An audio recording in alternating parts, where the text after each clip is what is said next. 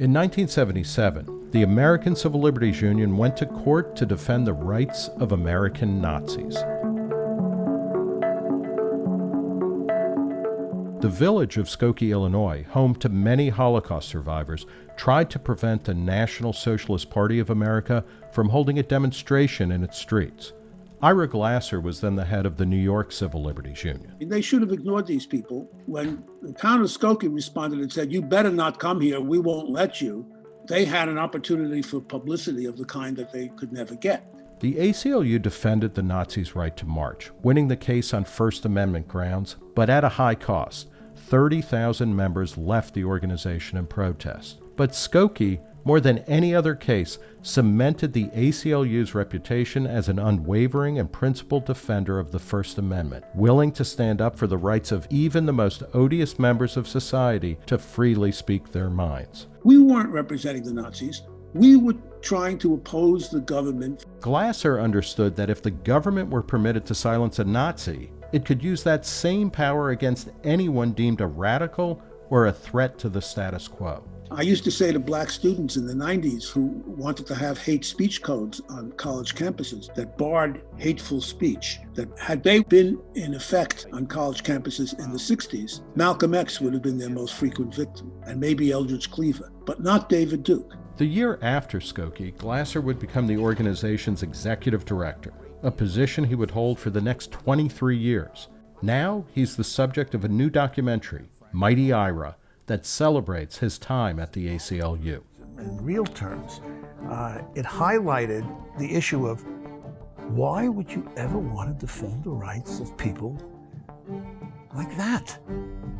It basically forced me to articulate reasons for the First Amendment positions that the ACLU took in the most hostile and uncomfortable circumstances. But Glasser, who retired in 2001, now fears that the organization that grew into a nationwide civil liberties powerhouse on his watch has backed away from the principled stance exemplified by Skokie. In 2017, the ACLU was criticized for defending the organizers of the Unite the Right rally in Charlottesville, Virginia. A few months after that, students associated with Black Lives Matter at William and Mary shouted down an ACLU speaker. Justice, no peace. Nazis don't deserve free speech. No peace.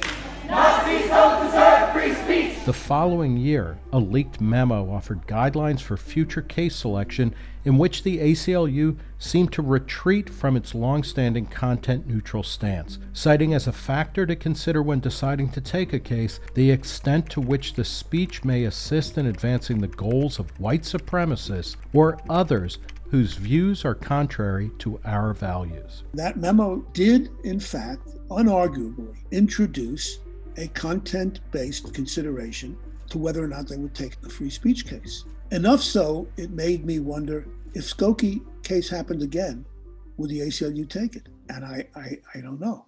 Glasser says there's never a conflict between pursuing social justice and defending free speech. Quite the opposite. My major passion was social justice too, particularly racial justice. But my experience was free speech wasn't an antagonist, it was an ally. It was a critical ally.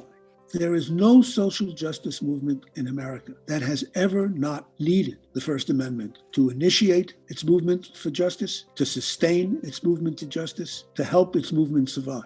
John Lewis, who said that without free speech and the right to dissent, the civil rights movement would have been a bird without wings. And that's historically and politically true without exception. So for people who today claim to be passionate about social justice, for them to establish free speech as an enemy is suicidal. I mean, where would the Black Lives Matter movement be without the right to free speech? The only important question about a speech restriction is not who is being restricted, but who gets to decide who is being restricted. If it's going to be decided by Joe McCarthy, if it's going to be decided by Richard Nixon, if it's going to be decided by Rudy Giuliani, if it's going to be decided by Trump or William Barr, then most of the social justice advocates are going to be on the short end of that decision. It's not politically outrageous during times like this for the ACLU to want to become more of a political organization than a civil liberties organization.